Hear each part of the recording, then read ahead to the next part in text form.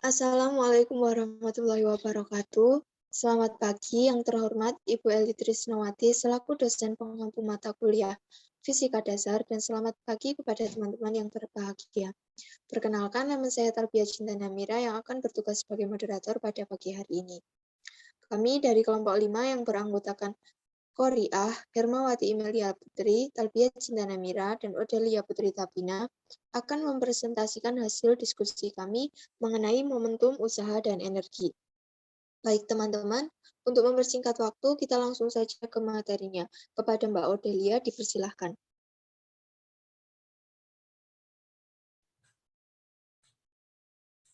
Untuk yang pertama yaitu momentum.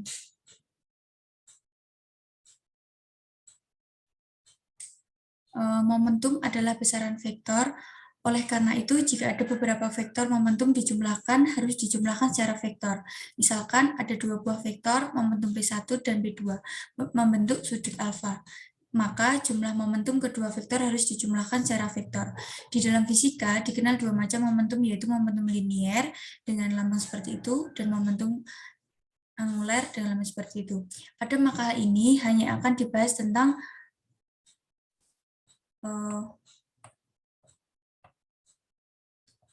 Pada makalah ini hanya akan dibahas tentang momentum linier. Momentum sesuatu benda yang bergerak adalah hasil perkalian antara massa benda dan kecepatan. Oleh karena itu, setiap benda yang bergerak memiliki momentum. Secara matematis, momentum linier ditulis sebagai berikut.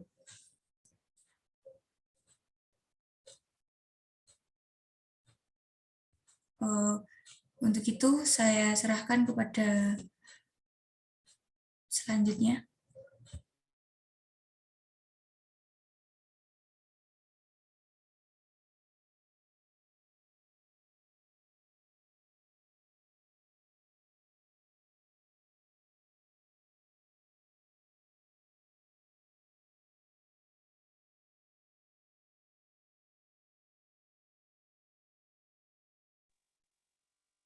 Yang selanjutnya adalah usaha.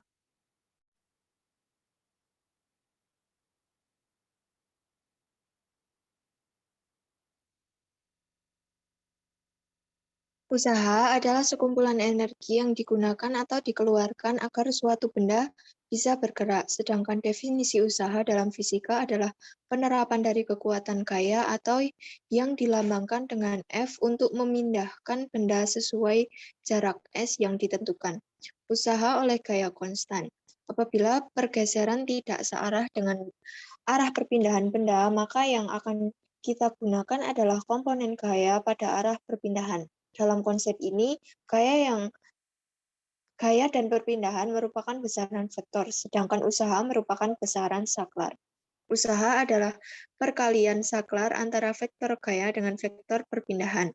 Dalam konsep ini, rumus besar usaha W dapat ditulis sebagai berikut. W sama dengan F. W sama dengan F cos A dikali S. W sama dengan usaha yang dilakukan benda. F adalah gaya yang diberikan pada benda. A adalah sudut antara gaya yang diberikan terhadap arah perpindahan, dan S adalah perpindahan benda. Yang selanjutnya akan dilanjutkan oleh Mbak Hermawati.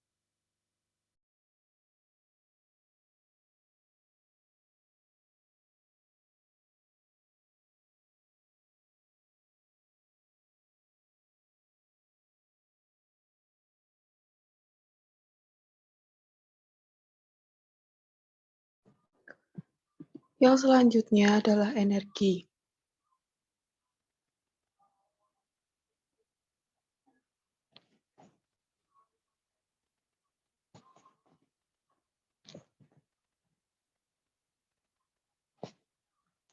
Dalam ilmu fisik, energi berarti kemampuan untuk melakukan usaha. Energi yaitu suatu besaran fisika yang dapat diubah dari satu bentuk ke bentuk lainnya. Namun, energi tidak dapat diciptakan atau dimusnahkan.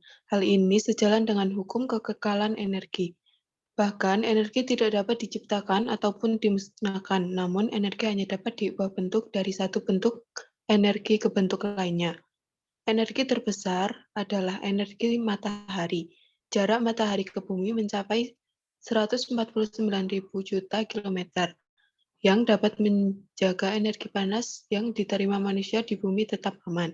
Energi panas dari matahari sangat bermanfaat bagi bumi. Next, Mbak.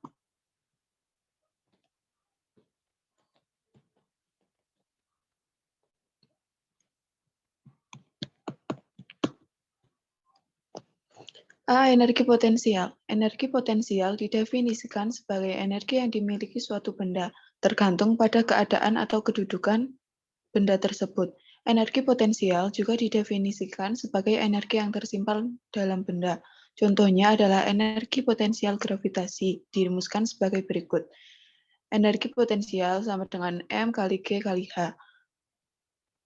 M adalah massa benda, G adalah percepatan gravitasi, H adalah ketinggian terhadap acuan. Kemudian yang B adalah energi kinetik. Energi kinetik adalah energi yang dimiliki oleh suatu benda karena gerak yang dilakukan atau dialaminya. Semua benda yang bergerak sudah pasti memiliki energi kinetik. Energi kinetik disebut juga dengan energi gerak. Energi kinetik dipengaruhi oleh massa dan kecepatan suatu benda saat bergerak. Eka sama dengan setengah M kali V kuadrat. Eka sama dengan energi kinetik, M sama dengan massa, V sama dengan kecepatan. Kemudian yang selanjutnya akan dilanjutkan oleh Mbak Kori.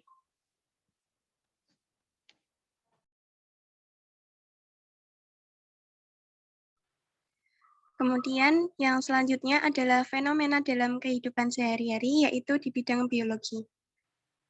Next, Mbak.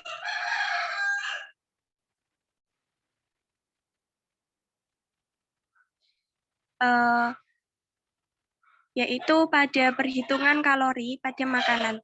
Aplikasi usaha dan energi ternyata terdapat pada kalori di dalam nasi.